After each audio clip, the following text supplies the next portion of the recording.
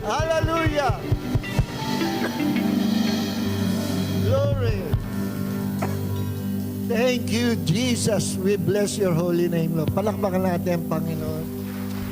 Lord, we glorify, we celebrate the goodness of the Lord sa araw na ito, Panginoon. We celebrate our victory. Salamat po, Panginoon, sa biyaya na anumang mangyari, higit pa rin kami sa mapagtagumpay. Ama, sa umagang ito, once again, we will immerse ourselves in your words and you will fill us, Lord, with your Spirit. You will fill our hearts with the revelation, knowledge of your words. At sa umaga ito, fill us, anoint us with the fresh anointing of the Spirit of wisdom and revelation para maintindihan po namin ang malalim na bagay nagmumula sa iyo, your revelatory message, Panginoon. Salamat po, Diyos. At sa umaga ito, through your Spirit, through the Holy Spirit, and by your word, we declare that by your wounds we are healed. Lord, salamat po sa umaga ito. Those who are sick, be healed, and those who are weak, be strong again in the name of Jesus. Salamat po, Panginoon. Ikaw ang aming pastor at hindi kami mangangailangan, hindi mo kami papagkukulangin. You are our great shepherd, ready to feed us, ready to provide our needs, ready to cover and protect us against the powers of hell. Marami po salamat, Panginoon. Sa umagang ito, salamat po.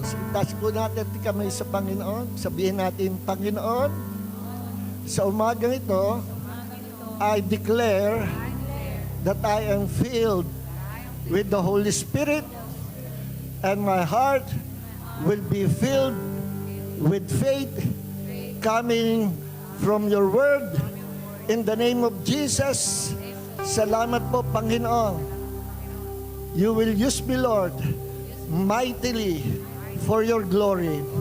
I'm a world shaker. I'm a life changer in Christ and for His glory.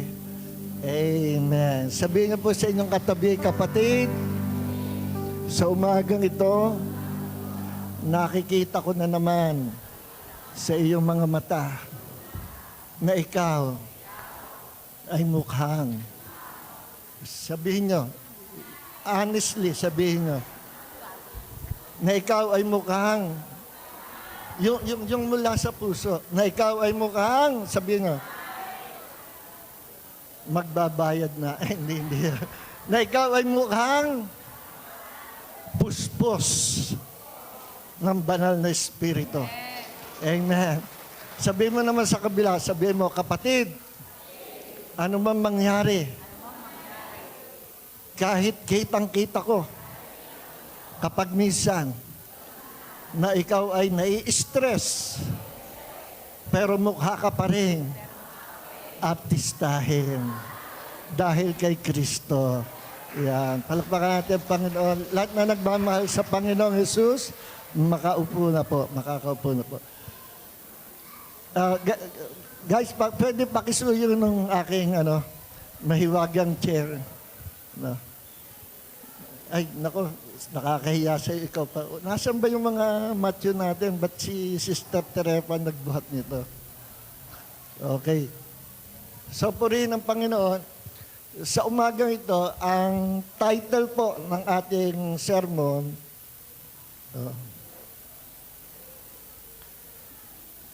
is about our triune God. Kaya ito po ang title, no?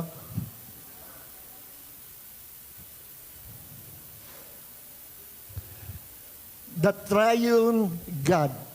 No? The Triune God. Tapos may dalawang tuldok. Ang tawag doon sa dalawang tuldok?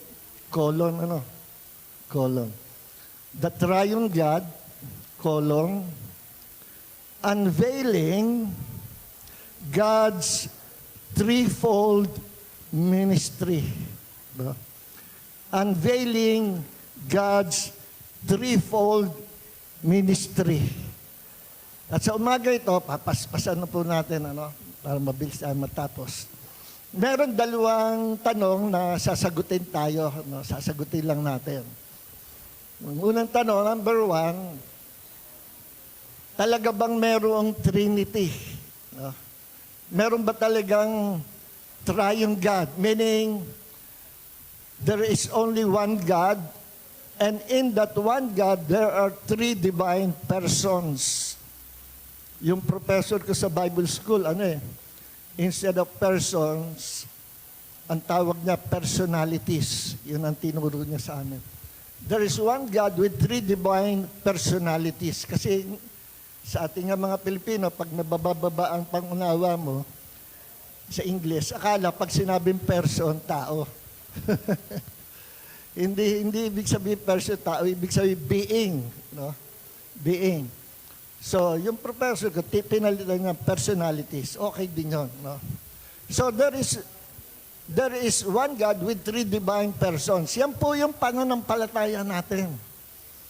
That we are worshiping, serving one God, and in that one God, there are three divine persons or personalities.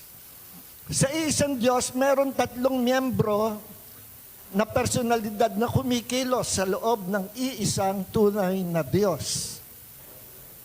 Okay. Ngayon, ang tanong nga ito. Ito, matagal nang pinagdidebatihan nito ng mga kulto at hindi kulto.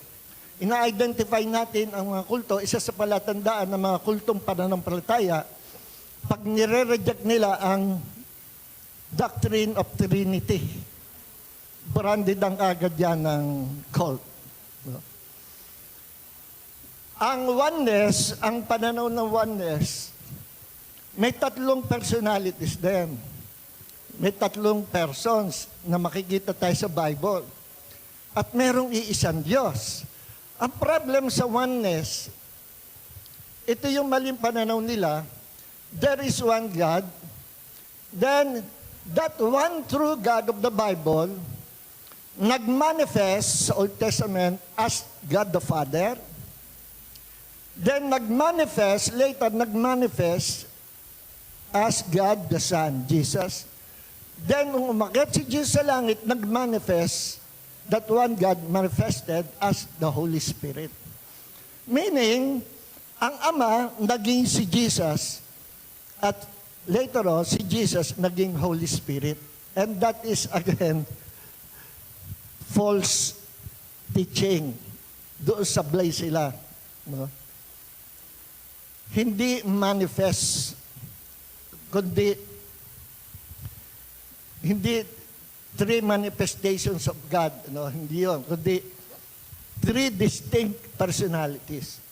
Pag sinabing distinct personalities, the Father is not Jesus. Jesus is not the Holy Spirit. So, tatlo na magkakaiba personalidad, pero silang tatlo ang miyembro ng iisang Diyos ng Israel. No? Yan ang posisyon natin. Ngayon, ayon sa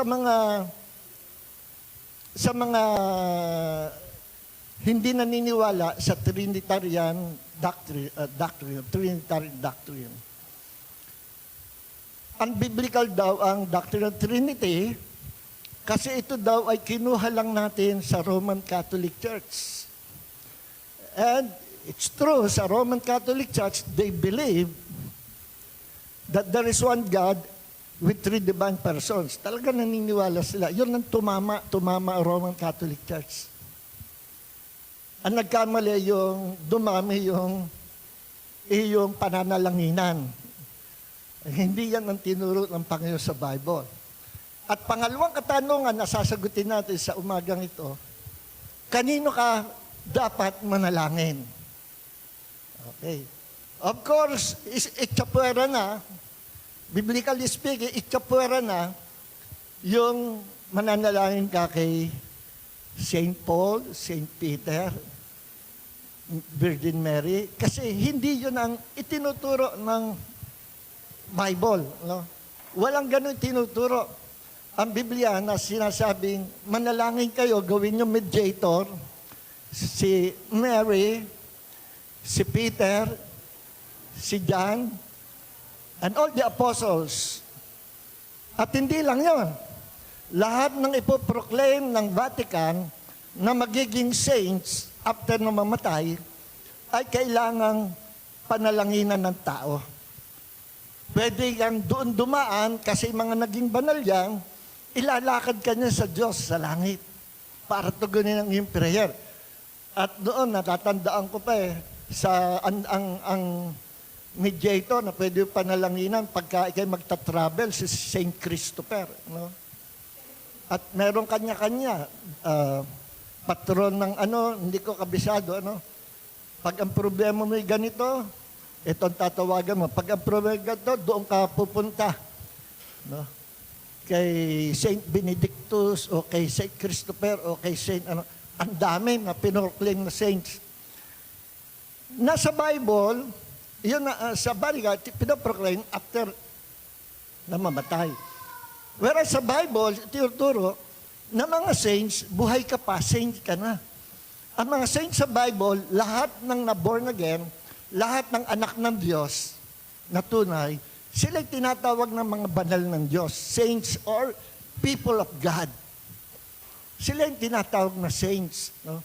Yung mga na-born again, pinanganak sa kanya ng Diyos, yung mga binago ng Diyos, regenerated by the Holy Spirit through the Word of God. So, magkaiba. No? So, alin ang paniniwala natin? No? Yung sinabi ng tao o yung sinabi ng salita ng Diyos? Sa salita ako ng Diyos. Kasi ang tao, pwede magsinungaling, pwede magkamali, pero ang salita ng Diyos, hindi nagkakamali. At sa 1 Timothy chapter 2, verse 5, sinabi na, there is only one mediator between God and man, the man, Christ Jesus. Isa lang ang mediator. Isa lang ang dadaanan mo para makapunta ka sa Ama. And that is the Lord Jesus Christ. And again, sinabi ni Jesus sa John chapter 14, verse 6, I am the way, the truth, and the life. No one, no person can come to the Father except through me or except by me. Siya lang ang tanging daan pabalik sa Ama o papunta sa Ama. Siya lang ang tanging katotohanan. Sabi ni Jesus, lahat na nauna sa akin sinungaling, lahat na nauna sa akin magnanakaw. Tinutukoy niya yung mga religions of the world na nauna pa sa kanya. Buddhism, Shintoism, kung ano-ano religion.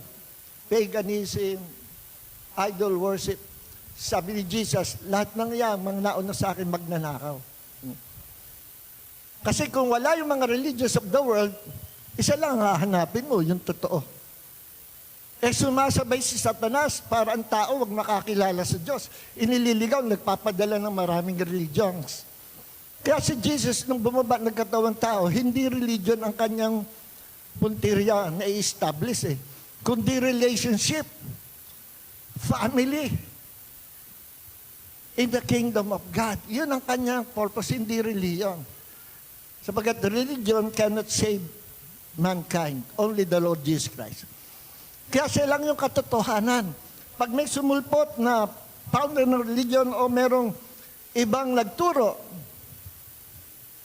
kahit maganda pa mga tinuturo ng mga doktrina, pero hindi yun ang katuruan ni Jesus, we must reject those false teachings.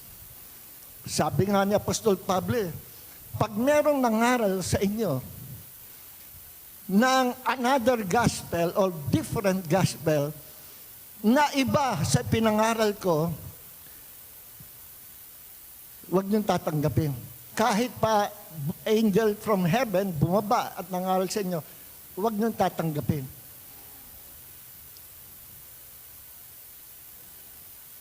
Sumpain siya. Let them be accursed. Kaya yung nagtuturo ng ibang gospel will be under the curse. So, yun ang first question, talaga ba may Trinity? Second question ay ito.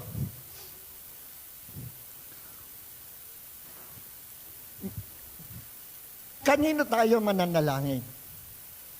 Kasi ang sabi ng ibang theologians, mga totoong Bible theologians ito, sabi nila, sa Bible, wala kang mababasa that we can pray to the Holy Spirit.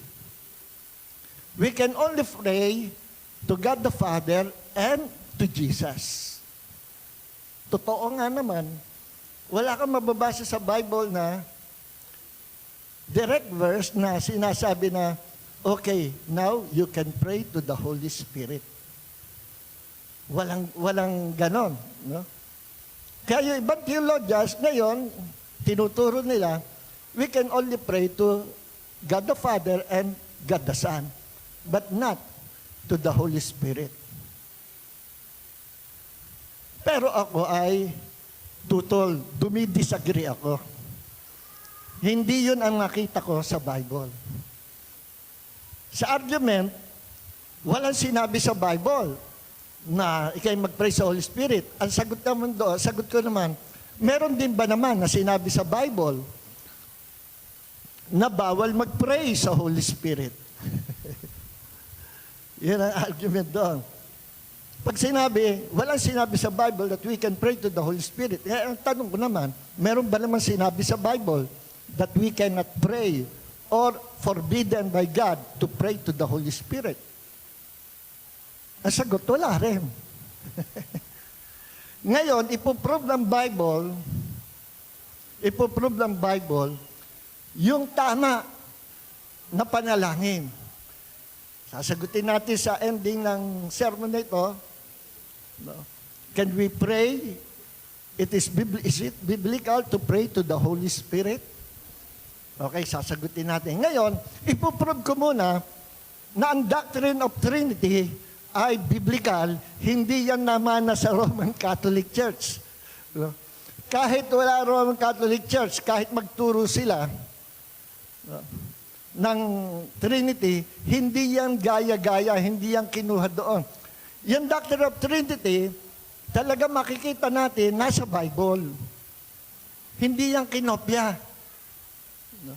Ang paratang Jehovah's Witnesses at iba pang cult group, kinuha daw ng mga natin, ng Protestant, ng mga evangelicals, born-again Christians, kinuha daw sa Roman Catholic Church yung doctrine. Dahil ang nagpasimula daw ng doctrine of Trinity ay ang Roman Catholic Church. 101% wrong. Ang nagtuturo ng Trinity, that there is one God with three divine persons, ay ang Bible. Ngayon, ito, recorded itong ating pag-aaral na ito. Huwag nyo na isulat yung mga verses ngayon. Alam nyo, napakahalaga ng mga verses na ito. I tell you mga kapatid, mahirap hanapin sa Bible ito. At pag may na-encounter kayo na kulto, at binanatan kayo sa area, sa doctrine ng Trinity, at wala kayong naisagot, talo ka kasi pwedeng ikaw ay mahatak. Pwede kang madala. Maging ang mga Jews, they believe that there's only one God. Pero hindi nila maunawaan that in one God, there are three divine persons. Maging ang mga Jew sa Judaism, they only believe in one God. At nakasulat din nga sa Old Testament, nababasa nila, pero hindi nila maunawaan. Meron ako isasample sa inyo na pinalala sa akin ng Panginoon. Mababasa natin sa Deuteronomy, chapter 6.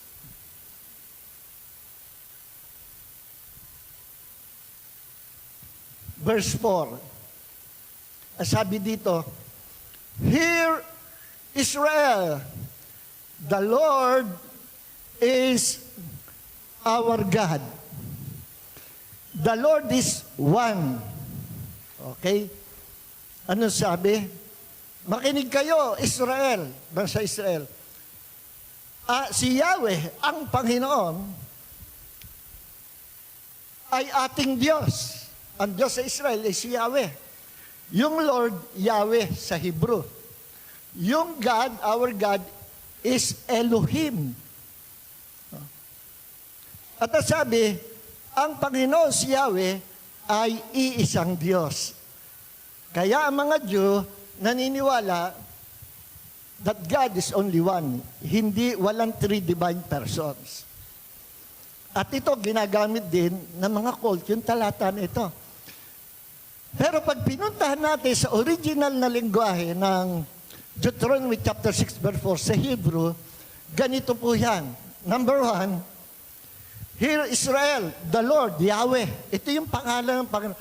Ewan ko, no? Bakit hindi ni-retain ng mga translators yung pangalan ni Yahweh, kundi pinalitan ng Lord? Talagang yung Yahweh ay personal name of God. Na kung isulat yan ng mga Jews ay YHWH. Nasabi, wala makatiyak ng tamang pronunciation. Kaya iba-ibang pronunciation. Merong Yahweh, Yahweh, Jehovah, Yahovah. Iba-iba. At sabi ng mga modern theologians, ang pinakamalapit yung Yahweh. So whatever, kung ano man pronunciation, hindi after ang Diyos sa pronunciation. As long na iyong ino-honor, nire-respect, wino-worship yung YHWH. Na ngayon pinopronounce natin as Yahweh. Kasi wala na nakakatanda ng tamang pronunciation. Kasi binawal yan sa Israel, yung pagbanggit ng pangalan ng Diyos. Kasi kanilang sobrang nire-respeto at takot sila, baka sila'y magkasala. At parusahan ng Diyos, pag basta mo binanggit yung pangalan ng Diyos. Kaya itinago nila yun, bawal banggiti sa pamilya. At gumawa sila ng substitute name para mabanggit ang pangalan ng Panginoon, Adonai. Ano? Adonai. So ngayon, ang sabi dito, makinig kayo, O Israel, si Yahweh, ang ating Diyos, Elohim. Yung salitang Elohim, sa Hebrew, ay plural. Plural form. Kung tawagin niya ay plural singular. Plural na may refer mo sa isang singular person. Parang ganun yan. Ngayon, pag gusto mo literal na singular, isa lang talaga, Eloah.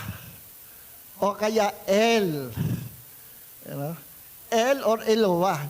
Pag dadagdagan mo, palalampasin mo ng isa, lalagyan mo ng im. Eloah, im. Plural na yon.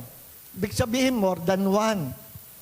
So, ang ginamit dito ng Panginoon na word na God sa Hebrew ay Elohim, ibig sabihin, plural form ng singular name ng Diyos or title ng Diyos, God. Plural, Elohim. Sa Genesis chapter 1, when God created everything, lagi siya sabi, and God said, let there be light. And God said, let there be world. And God said, let us make man in our image after our likeness. Elohim. Plural din. Plural. At inyo mapapansin, sa Genesis chapter 1, verse 26, nung lilikhain ng tao, ang sabi ng Diyos, Elohim said, let us make man in our image after our likeness. Abay, may kausap ang Diyos. God said, let us. Ano po ba yung us? Marami o isa lang? Marami. Make man in our image. Our. Ano yung our? Singular o marami? Marami. Let us make man in our image after our likeness. May kausap ang Diyos. And God created man in His image after His likeness. He created them male and female. Walang gitna. So makikita natin doon sa Genesis chapter 1 verse 26, may kausap si Elohim. Sinong kausap niya? Sarili niya. Pwede ba yun? Yes. Nag-uusap ang Ama, si Jesus at ang Holy Spirit. Okay, sabi ng mga cult. At maging may mga Christians na ito ang paniniwala. Ang kausap daw doon ng Diyos, mga angels. Bay sabi ko, hindi angels. Pinipilit na, hindi. Mga angels. May mga komentary na, may Bible, may kasamang komentary. Minsan ang komentary, mali eh. Ang nakalagay doon, God spoke to the angels. Mali. Walang sinabing ang Diyos ay kumausap sa mga anghel sa paglikha. Walang gano'n. Number one, kaya pwedeng i-debunk yung paniniwalang angels ang kausap. Number one, kailanman hindi humingi ng permiso para umagri sa kanya ang mga angels. Walang ganyan. He is God, the Almighty God. Kung anong sabihin niya, iutos siya sa mga angels, susunod sila. Hindi yung pwedeng, mga angels, gumawa tayo ng tao. Kahawig natin.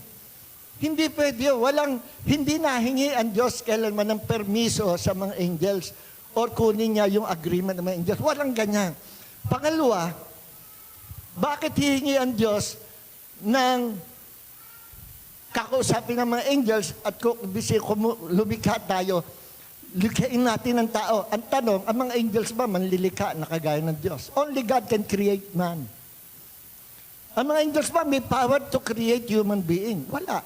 So, hindi angels ang kausap. Hindi angels. Ganyan po sa debate eh. Lilinawin mo. No? Una, meron bang mabasa sa Bible na ang angels kinukonsulta ng Diyos?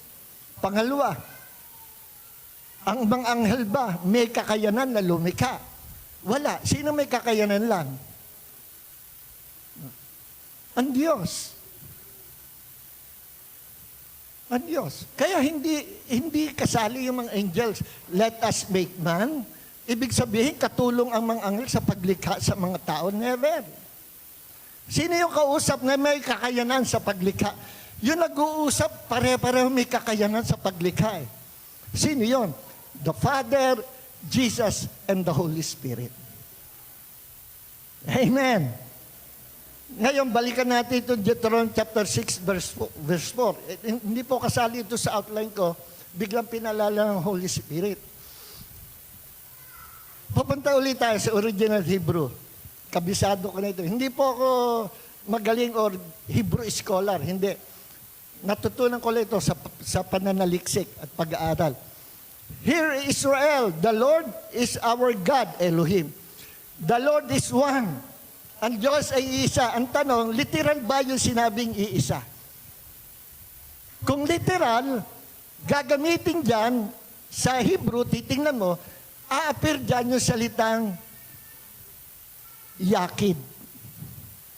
Ang Yakid, Y-A-H-I-D, Yakid means, tama ba spelling ko? Ewan ko. Ang Yakid means literally, numerically, one. I'm only one. Yakid. Ako Yakid. Si Brother Nick, Yakid. Walang tatlong Brother Nick dito. Isa lang. Yakid siya. Iisa. Numerically one. Yung bang Yakid ang ginamit dito sa the Lord is one? Hindi. So, hindi literal na numerically, isa lang ang Diyos. No? Because we believe that there's one God. In that one God, there are three members. The Father, Jesus, and the Holy Spirit. Anong ginamit salita dito? Echad. Alam niyo, sa Hebrew, nahihirapan ako mag-pronounce. Echad. Yung parang inaano mo, Echad. No? Na yung Echad, E-C-H-A-D. Tama, spelling ko. Echad means united together in unity. Iisa sila, pero kinoconsider na nagkakaisa. When God created Adam and Eve, kinasal sila, Garden of Eden, ang sabi ni Adam, this is bone of my bones, flesh of my flesh. And the two became one.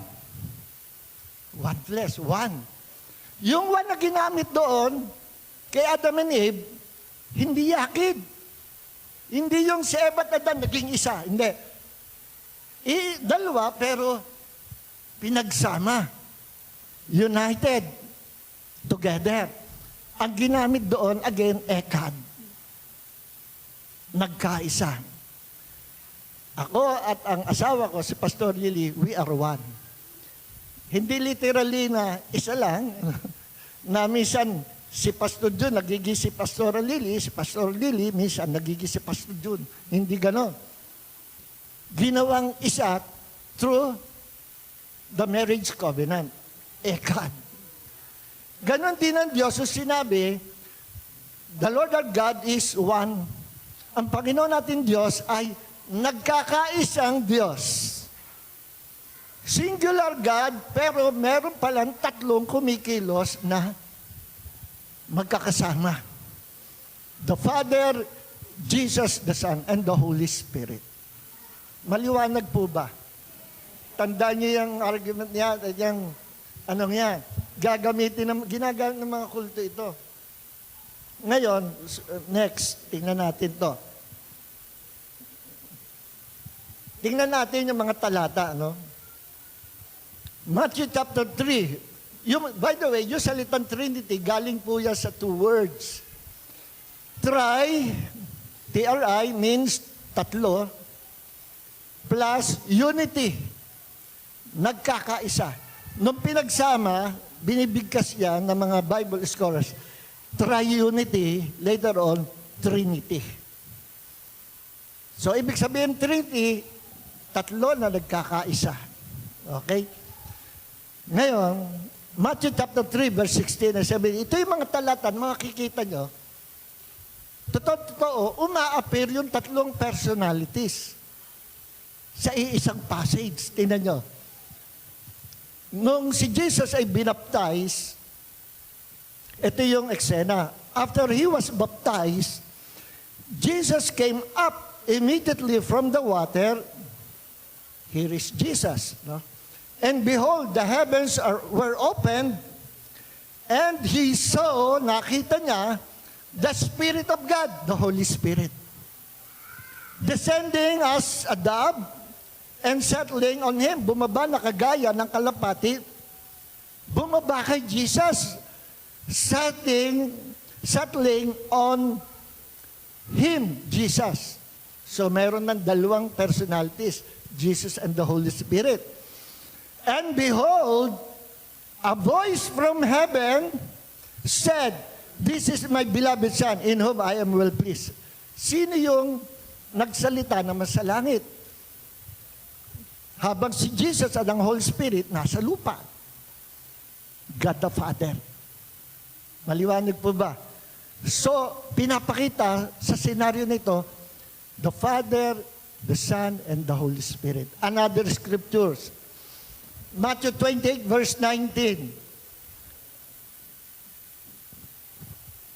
Binanggit dito ang Ama, Anak, Holy Spirit. Sabi ni Jesus sa Great Commission sa kanyang mga alagad, "Go therefore and make disciples of all nations, baptizing them in the name of the Father and the Son and the Holy Spirit." Bautismohan nyo, ipangalan nyo ebanghelyo sa lahat ng bansa. Bautismohan niyo sila sa pangalan, ito yung formula na dapat gamitin sa water baptism, sa pangalan ng Ama, ng Anak, Jesus, at ng Holy Spirit. Bakit hindi na lang sabihin, baptize them in the name of Elohim? O kaya, in the name of Yahweh? Bakit nasabi, in the name of the Father, Son, the Holy Spirit? Meaning, may authority ka to baptize them kung gagamitin mo ay pangalan ng Ama, ng Anak, ng Holy Spirit. Again, umapir ang pangalan, ang tatlong persona sa formula ng water baptism. Okay? Now, sa benediction, pag mag-release sa benediction, 1 Corinthians chapter 13, verse 14. Ito yung nire-release ko pagka-ending na ng gawain to bless God's people. The grace of the Lord Jesus Christ there is Jesus. And the love of God, the Father, and the fellowship of the Holy Spirit, be with you all. Bakit sa benediction ginagamit 3 persona? Sapagkat yung 3 persona na yon ang iisang Diyos. Maliwanag po ba? Ngayon, another scriptures. John chapter 14, verse 16 and 17. Mention Jesus, the Son, mention the Father, and mention the Holy Spirit. Okay. I will ask the Father, sino mag-aas sa Father? Sinong hihiling sa Father? Si Jesus. Hihilingin ko sa Ama, sabi ni Jesus. 2 na sila, Jesus and the Father. And He will give you another helper. Sino yung helper na yun na ipapadala? Of course, the Holy Spirit. Alam natin yan. So that He may be with you forever. Hindi sinabing, it will be with you forever. Bakit?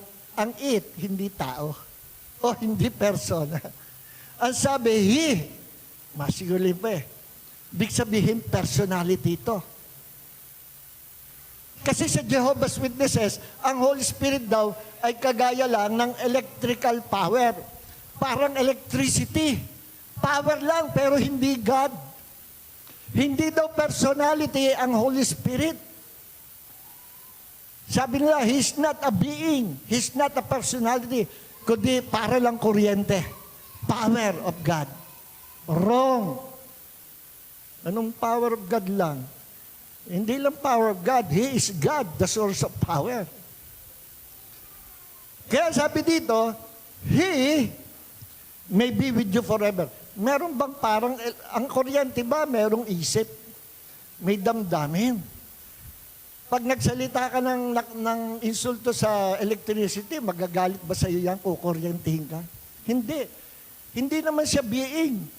Hindi siya person. Wala siyang buhay. Power lang yan. Natural power. Eh, ang Holy Spirit, power lang ba? No. Bakit? May damdamin. May pag-iisip. Marunong umibig, marunong magalit, marunong magdamdam, marunong mag-grieve. Ang sabi sa Bible ni Paul, do not grieve the Holy Spirit. Huwag niyong pipigatiin ang Holy Spirit. Yes. At one time, sinabi ni Jesus, sabi ng mga Jews, nagpapalayas ka ng mga demonyo, gumagawa ka ng himala sa kapangyarihan ni Beelzebub, the devil. Sabi ni Jesus, alam nyo, sabi na sa mga Jew, Matthew chapter 12, verse 32 and 33. Magkasala na kayo sa Ama, may kapatawaran. Magkasala na kayo sa Anak, may kapatawaran. Magsalita na kayo against sa Father at sa Son, kay Jesus, God will forgive you. But to speak or to grieve, to sin against the Holy Spirit, walang kapatawaran sa buhay nito at sa buhay na darating. Patay ka. Anong issue doon? Binibintangan si Jesus yung manifestation ng power na siyang power ng Holy Spirit. Holy Spirit ang kumikilos, nagpapalay sa mga demonyo, nagpapagaling mga may gumagawin mula through the Holy Spirit. Binibintangan ng mga Jews, nasa demonyo daw yun. Ang sabi ni Jesus, pero pag nagkasala ka sa Holy Spirit, wala ng forgiveness. Naku, sabi ko, nakakaawa naman yung ibang cessationist. Bakit? Napakaraming cessationist. Insulting, grieving the Holy Spirit. Sinasabi nila, nako, huwag kayo pupunta sa mga Pentecostal churches. Bakit? Nagsasalita ng ibang wika, speak in tongues. Bakit? Sa demonyo yan. Nako. Yung nagtutumbahan, slain the Spirit. Napossess ng mga demonyo, yung mga members, kaya nagtumbahan. Nako. Yung gumaling, kapangyarihan ng demonyo yun. Kaya huwag kayong pupunta sa mga Pentecostal churches, may manifestation ng demonyo. Nako, delikado. Only God can judge them. Pero may sinabi ang Panginoon, magkasala ka sa Holy Spirit. Wala, buhay ka pa. Buhay ka pa. Nasa impyerno ka na. Nakaregistered ka na sa impyerno. Hindi mo alam, buhay ka pa, active ka sa church, pero hindi ka na napatawad ng Diyos. Bakit? You spoke against the Holy Spirit. Napakaseryoso pong kasalanan pag nagsalita ka sa Holy Spirit. Napakamapanganib niyan. No? Delikado talaga. Bakit? Bakit delikado? Tinanong ko sa Panginoon, Lord, bakit? Ba't ganun? Pag sa Father may forgiveness, sa iyo magkasala, pwede mo patawarin. Yun yung, ay, mali ako. Father, forgive me. Patatawarin ka. Ay, Jesus, forgive me. Patatawarin ka. Pero once magbitaw ka ng masamang salita against the Holy Spirit, sabi ni Jesus, wala ka ng kapatawad sa mundong ito at sa mundong darating. Wala ka na. Bakit ganon? Anong pagkakaiba ng Holy Spirit kay Jesus at sa Father? Iisang Diyos naman sila. Ang difference ay ito. Kaya may forgiveness, at the Old Testament, magkasala ka sa Ama, may forgiveness. Kasi, because of Jesus, pwede ka patawarin. Kita niyo yung kriminal sa cross? Nabubuhay sila under the Old Testament. Pero bakit nagkaroon ng kapatawaran yung kriminal at tinanggap sa paraiso? Sabi ni Jesus, nung lumapit, nagsisisi, tumanggap sa Kanya, Lord, alalahanin mo ako pagdating mo sa iyong kaharian. Ibig sabihin, isama mo ako. Pinangakuan kagad ni Jesus immediately. Jesus said, today you will be with me in paradise. Bakit nakatamo ng patawad yung kriminal? Do sila ay nabubuhay under the old covenant? Why? Kasi nandun si Jesus. Nandun si Jesus. Alam niyo ba yung mga Old Testament people, nakulong sila sa underworld? Na nung time na yun, before the resurrection of Jesus, before He ascended to heaven, yung paradise ay katabi lang ng impyerno. Ang difference lang nasa mataas sa lugar, yung paradise na hindi naabot ng apoy at may tubig doon na pinrovide ang Diyos. Sa ibaba, hell. Pero yung kabuuan ng location na yun, ang tawag ay Hades. Nandoon ang mga kaluluwa na namatay. Kung ikaw ay may part ka sa Old Covenant, kagaya nila David, Gideon, Samson, mga Old Testament saints, doon ka pupunta sa paradise, other side of torture place na kung tawagin hell. Pero part pa rin yun ng underworld, part pa rin ng Hades. Nung dumating si Jesus, iniligtas na yung mga Old Testament saints na nasa paradise. Iniakyat na sa langit. Si Jesus, ang Messiah, na hinihintay ng mga Old Testament people doon sa paradise. Kasi kung hindi dumating si Jesus, forever na sila doon sa paradise. Nakabilanggo sila doon, although kung tawagin paradise, may tubig. Sa other side naman, torture place, may apoy. Kaya naligtas yung mga Old Testament saints also because of Jesus. See? Actually, walang na-born again sa Old Covenant. Walang na-born again sa Old Covenant. Kaya naligtas sila because of Jesus.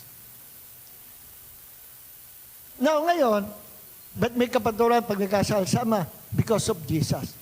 Pag nagkasala kay Jesus, may kapatawaran pa rin. Bakit? Because Jesus is God, He has power to forgive us of our sins. Siya mismo magpapatawad. Jesus, nagkamali po ako, na-insulto kita. Nakasabi ko na ikaw ay ganito't ganyan, patawarin mo ako. Patatawarin ka ni Jesus. Kaso nagsalita ka against the Holy Spirit. Walang kapatawaran. Bakit? The Father may forgiveness kasi nandun si Jesus. Jesus may forgiveness kasi He is God. Pagdating sa Holy Spirit, walang forgiveness. Bakit? Wala nang last agent pa na susunod pa sa Holy Spirit para ikaw ay patawarin. Last na ang Holy Spirit. Kung merong another spirit na darating, yun, binubuenas ka, mapapatawad ka. Kaso, huli na talaga, last na ang Holy Spirit. The Holy Spirit is the last agent. Kaya walang forgiveness sa Holy Spirit. Kaya praise God. Salamat na nasa continuationist church tayo. sabi ni Jesus, and the helper is the Spirit of truth, whom the world cannot receive because it does not see him or know him, but you know him because he remains with you and will be in you. No? Ito ang Holy Spirit. No? John 14, verse 16 hanggang 17. Now, another scripture. Ephesians chapter 4, verse 4 hanggang 6. Dito binabanggit ang one Spirit, one Lord, si Jesus yon, and one God, the Father. There is one body and one Spirit, the Holy Spirit. Just as you also were called in one hope of your calling. Verse 5, one Lord, si Jesus yung Lord. One faith, one baptism. Verse 6, one God, God the Father. And the Father, one God and Father of all, who is over all and through all in all. Okay. So, dito binabanggit ang one Spirit, the Holy Spirit, one Lord, si Jesus, one God, the Father. See? Uma-appear yung triune being. Now, 1 Peter chapter 1, verse 2. According to God the Father, Spirit, and Jesus Christ. Ito, basahin natin. According to the foreknowledge of God the Father, by the sanctifying work of the Holy Spirit, sa pamagitan ng gawain pagpapabanal ng banal na Espiritu, the Holy Spirit, to obey Jesus Christ and be sprinkled with His blood, may grace and peace be multiplied to you. Pambenediction dito. So binanggit dito, according to the knowledge of God the Father, then sa pamagitan ng sanctifying work of the Holy Spirit, to obey Jesus Christ. Tatlo na naman. So, sino may sabing ang Trinity, invento ng Roman Catholic Church? No. It's in the Bible.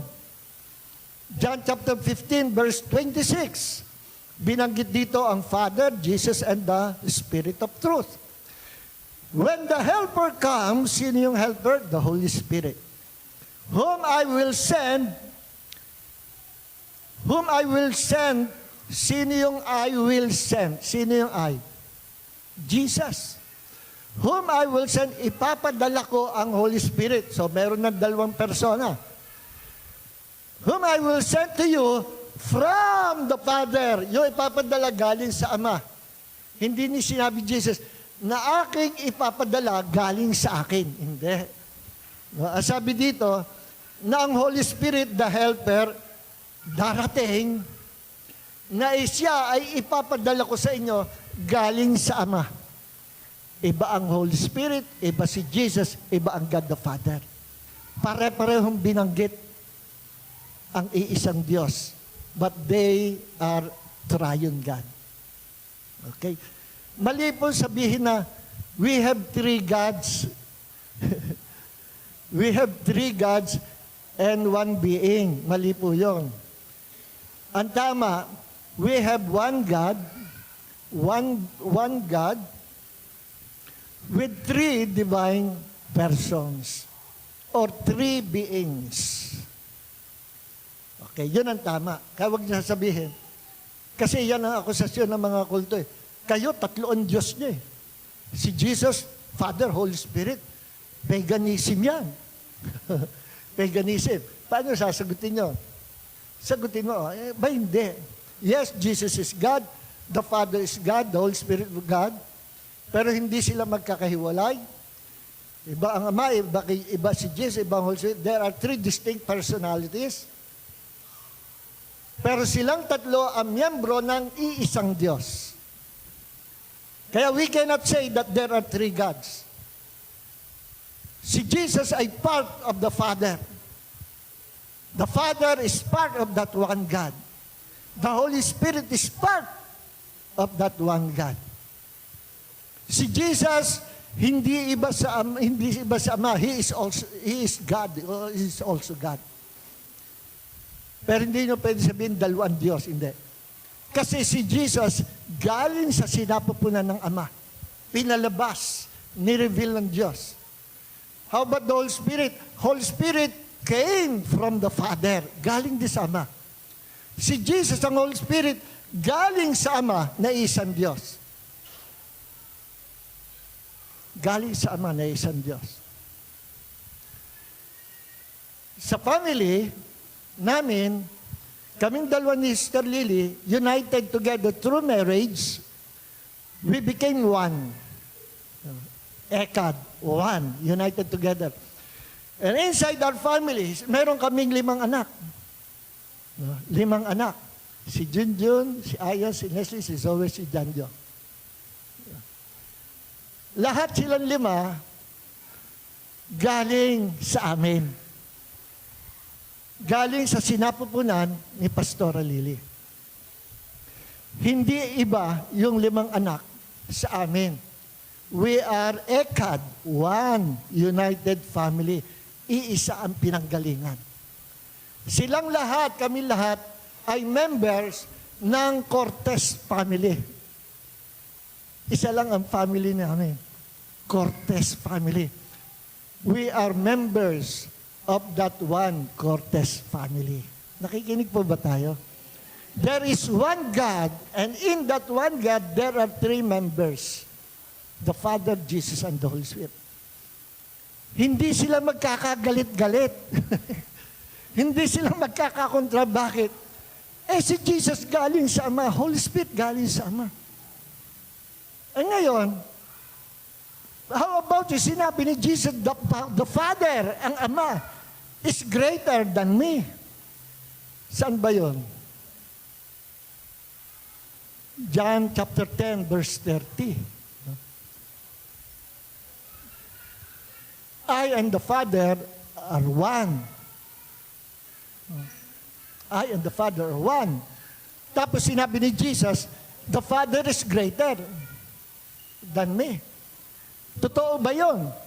Sabi ng Jehovah's Witnesses, kita mo na. Sabi sa iyo the Father is greater, meaning the Father is Almighty, and the Son is less God, little God. Jesus is just mighty God. The Father is Almighty God. Ba, mali rin yun. Ibig sabihin, binaba niya si Jesus, mas mataas sa pagka-Diyos ang Ama. Mali po yun. Bakit sinabi ni Jesus yun? The Father is greater. Higit na dakila ang Ama kaysa akin. Kasi si Jesus bumaba, naging tao, He humbled Himself and became a human being. Na sinabi yan sa Philippians chapter 2, verse 5, 6, 7, 8, na bagamat si Jesus ay nasa pagiging Diyos, ang yung pagiging Diyos, hindi niya minarapat na siya ay ariing Diyos kasi nagpakababa siya and became a human being. Hindi niya minarapat na siya'y makipantay sa Ama, and that's the exact word. Although He was God, hindi niya minarapat na pumantay sa Ama bilang Diyos. Sabi ng mga kulok, kita mo na, hindi pwede pantay si Jesus sa Ama. Listen, sinabi sa Bible, when Jesus, anong context doon? Speaking of context, ang context doon, when Jesus became a man. Talagang the Father is greater than Jesus when Jesus became a man. Sa mission, sa assignment, nagagampanan to save mankind, ang Ama pumosisyon as chief executive, kumbaga sa kumpanya.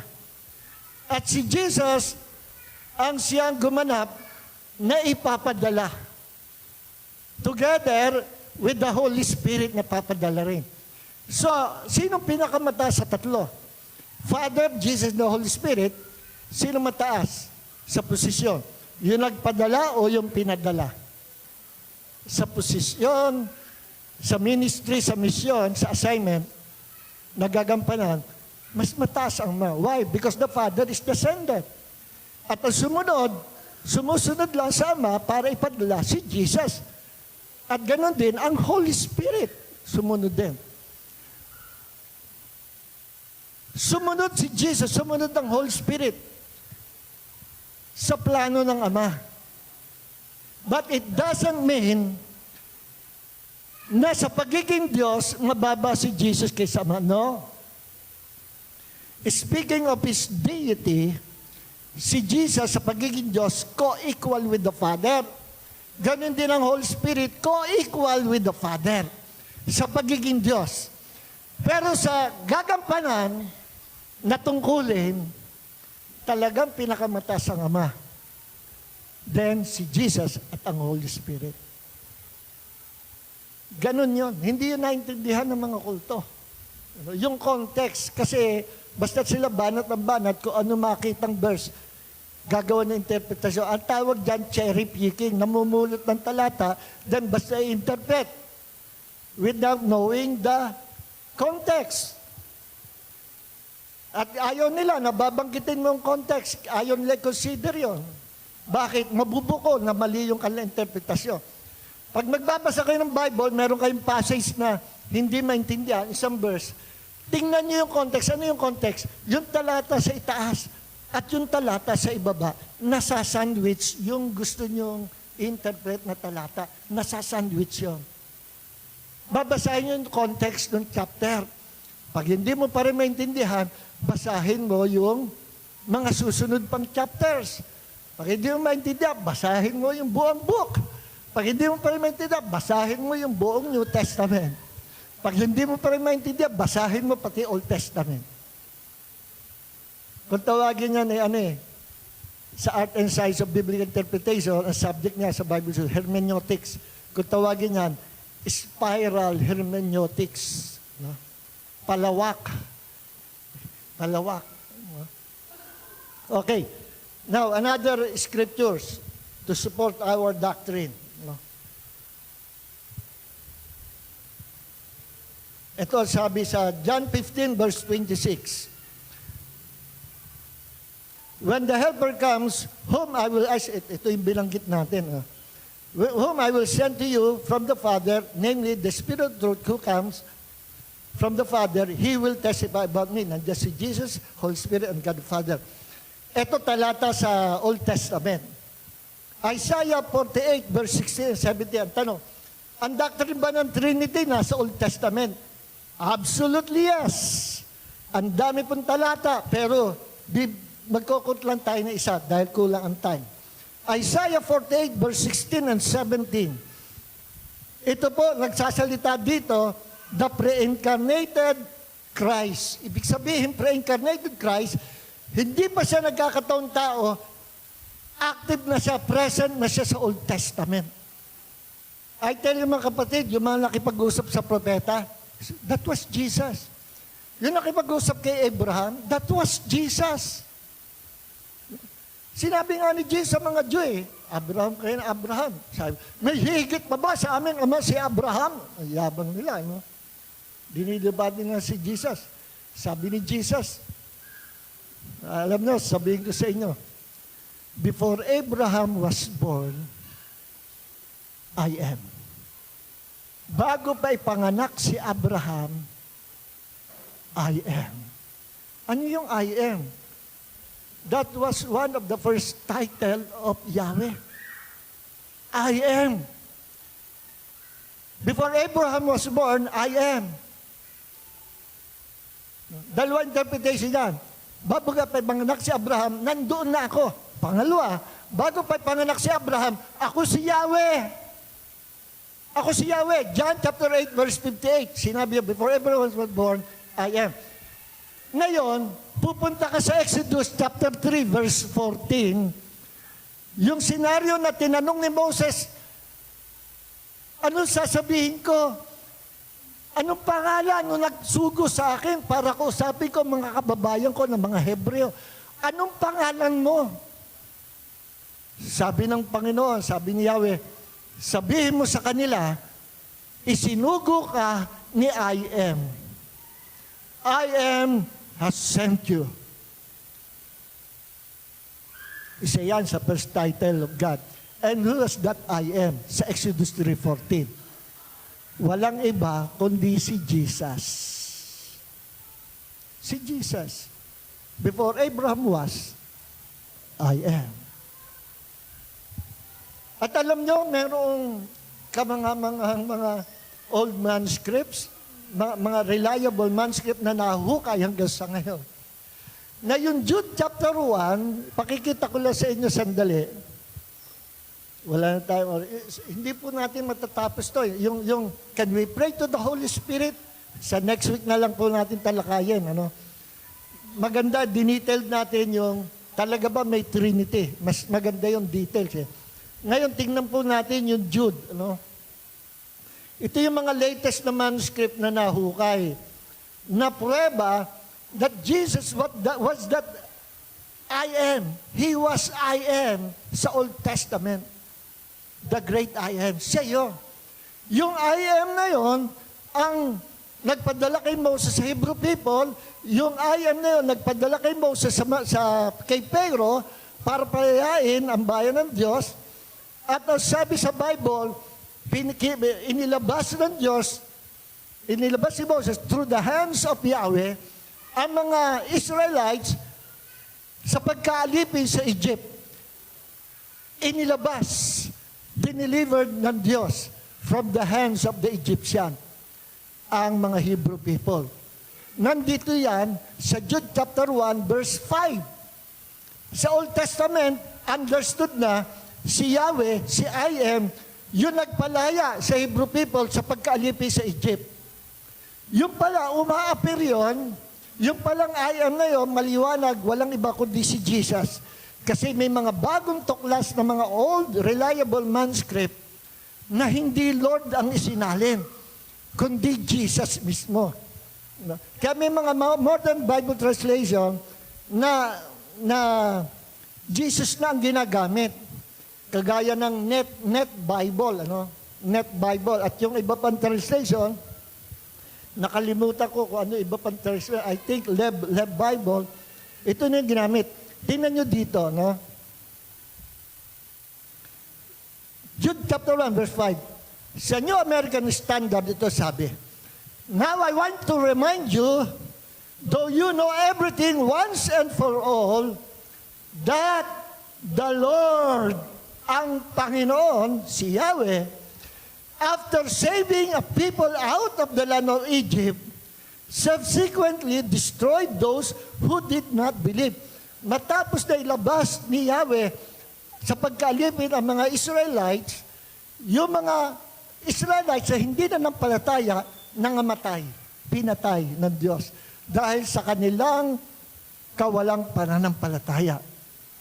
Yun yung Moses generation, na after ilabas sa pagkalipin, hindi sila marunong magpasalamat sa Diyos. Sa halip, sinisisi nila ang Diyos. Pinapagalitan nila si Moses, ang Diyos. Murmuring, complaining, ibalik mo na kami sa dating pinanggalingan namin. Ano?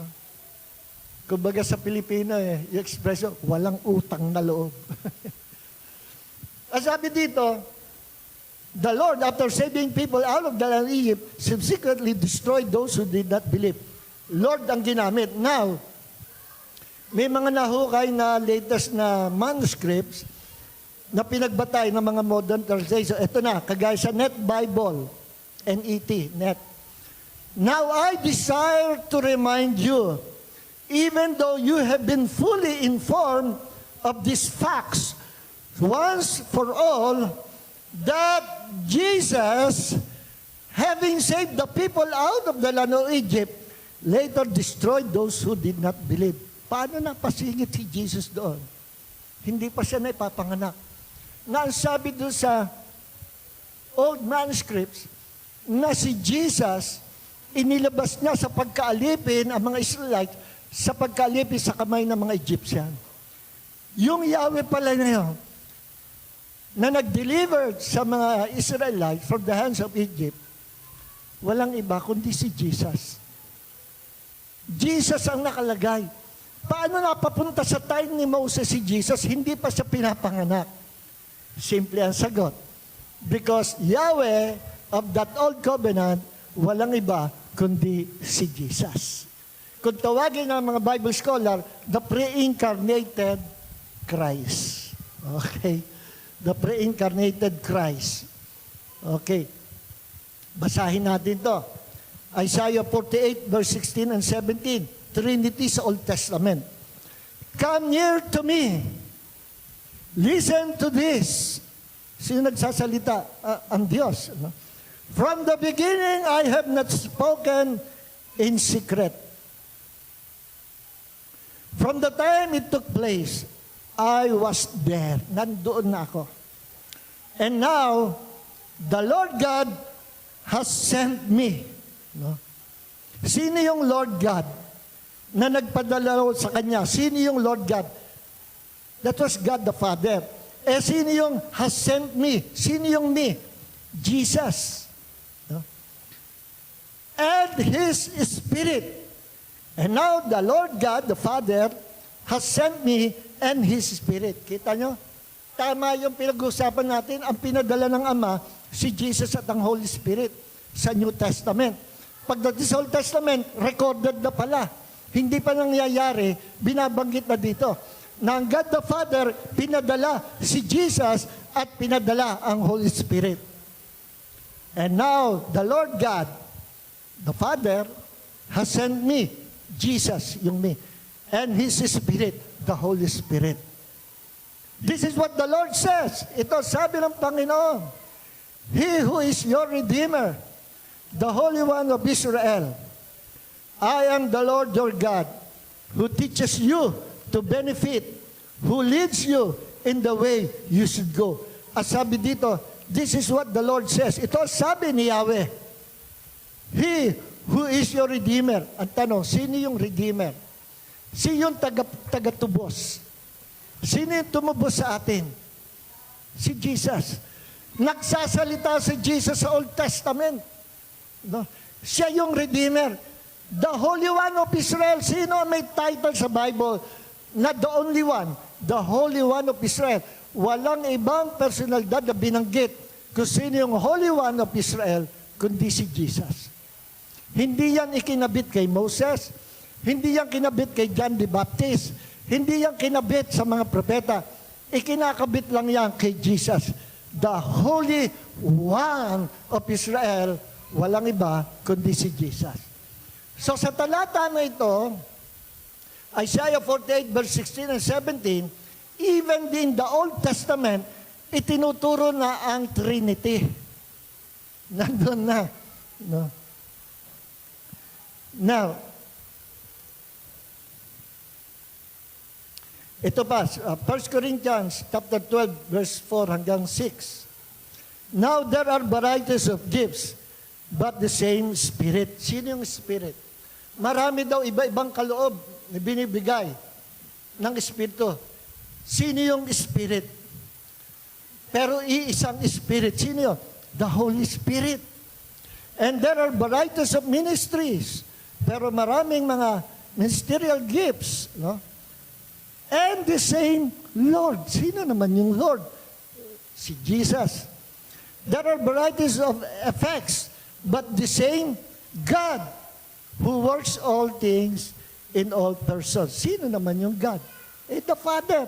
Uma-appear sa 1 Corinthians chapter 12 verse 4 hanggang 6 na merong Holy Spirit, merong Lord Jesus, at merong God the Father.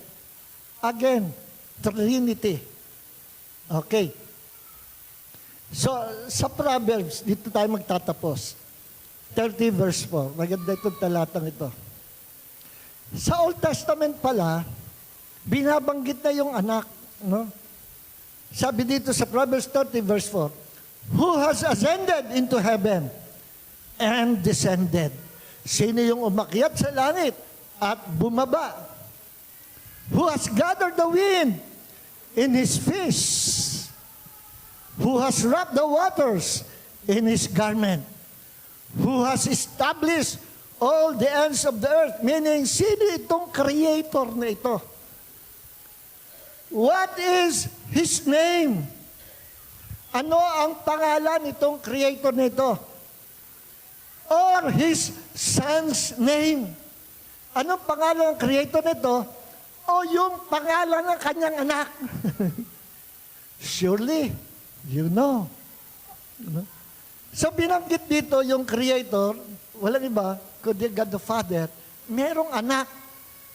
Alam niyo ba ang pangalan ng kanyang anak sa original na Hebrew? Alam niyo ba ang pangalan ng kanyang anak? Sa Old Testament pa lang, pinag-uusapan na pala that the Father has a son. See? And who is that son? The Lord Jesus Christ. Ang God the Father, hindi kagaya ng babae na nanganganak, natural na pagkapanganak. Hindi naman feminine ang God the Father. Yung salitang anak, pinanganak, begotten by the Father, that means si Jesus galing sa Ama. Galing sa loob ng Ama, iniluwal, inilabas, pinresent, inihayag ng Ama na merong galing sa Kanya, and that is the second person of the Godhead, co-equal with the Father. At meron ding pinadala ang Ama, na kung tawagin sa Bible ay hininga ng Diyos. God breath, walang iba, kundi ang Holy Spirit. Sa mga kapatid, mababasa natin, wala tayo para pakita, binanggit sa Bible, the Father is the creator of all things. Binanggit din si Jesus is the creator of all things. Ang Holy Spirit, binanggit din the creator of all things. So ano silang tatlo? Sila ang bumubuo ng iisang Diyos. So we have one God, we worship one God with three divine personalities. Maliwanag po ba? Palakpakan natin ang Panginoon. So sana wala na kayong duda sa doctrine ng Trinity. Medyo mabigat na topic po ito. Very fundamental o basic, pero pag hindi mo alam, mahirap ipaliwanag. Hindi pwede yung argument na, hindi, basta tatlo ang aming persona sa isang Diyos. Hindi mo alam paano mo i-depensa. Pero pag ginamit mo ang scriptures, kaya mong i-debunk yung mga heretic, false, cult doctrine. Tayo po lahat ay tumayo. So yung part 2, sa next week na lang po. Can we pray to the Holy Spirit? Next week na lang. Meron pong ide-dedicate.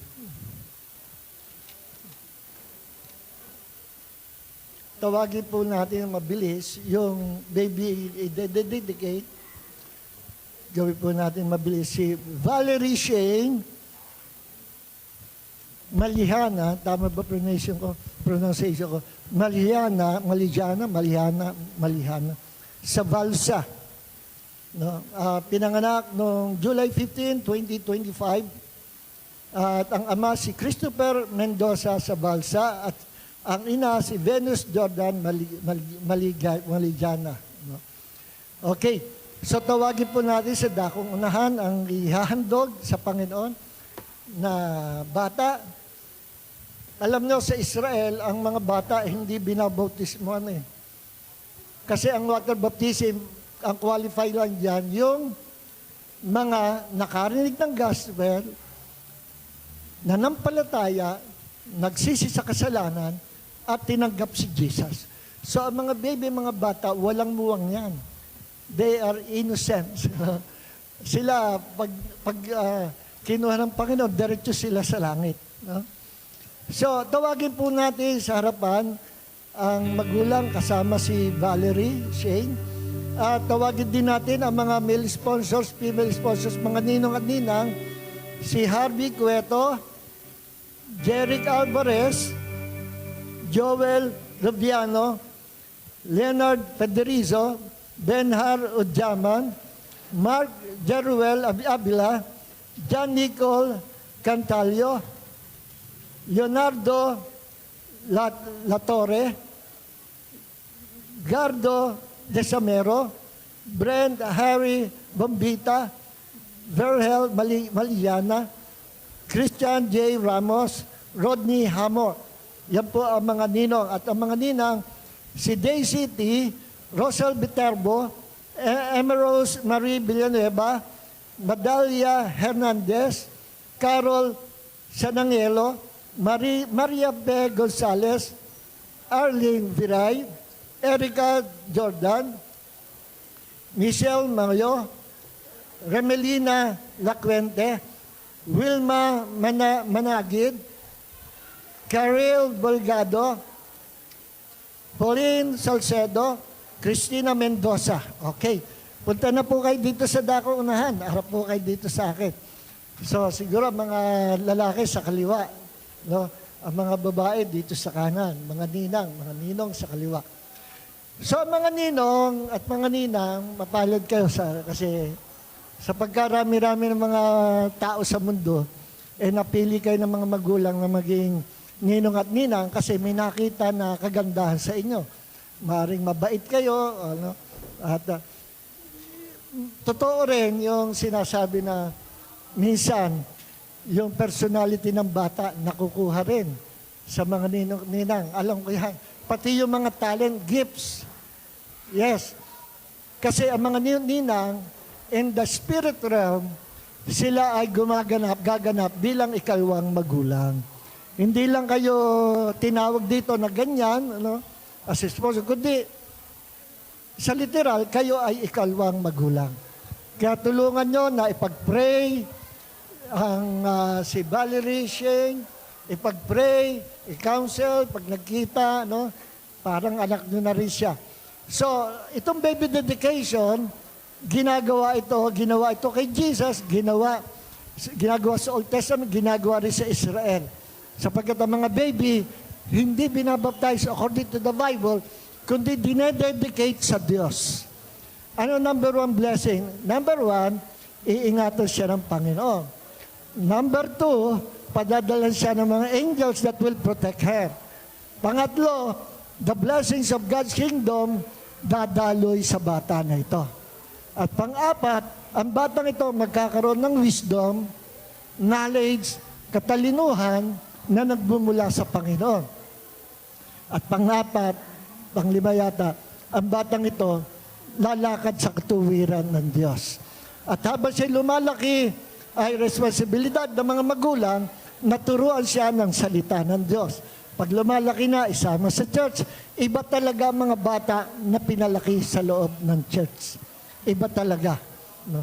Sila'y nagiging mapagmahal sa magulang, sila'y nagiging mabuting tao, sila ay nagiging kahawig ng Panginoong Jesus.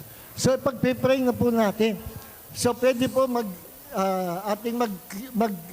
card kayo, lumapit kayo, mga ninang, kay Valerie Shane, at inyong ilay hands, at kung abot nyo, pwede nyong hawakan ang bata. Magre-release tayo ng blessing. Prayer of dedication and prayer of blessing. So, let's do it now. So, pakiunat po ang kamay. Sa Bible, pag ang kamay, pag-lay hands, ginagamit to bless. Yung gusto nyong i-bless. Ginagamit din for healing.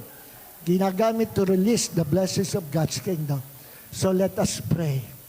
Panginoon, si Valerie Shane, dinadala po namin sa iyo sa umagang ito. Si Valerie Shane, Maliana sa Balsa, sa kanya pong kamusmusan, Panginoon. Patuloy mo siyang iniingatan. At salamat sapagkat siya po ay regalo mo sa kanyang ama't ina, kay Christopher at kay Venus. Dalangin po namin, nabigyan mo po siya ng katalinuhang nagmumula sa iyo. Wisdom, knowledge, understanding, even revelation of the Holy Spirit. Gawin mo po siyang matalino.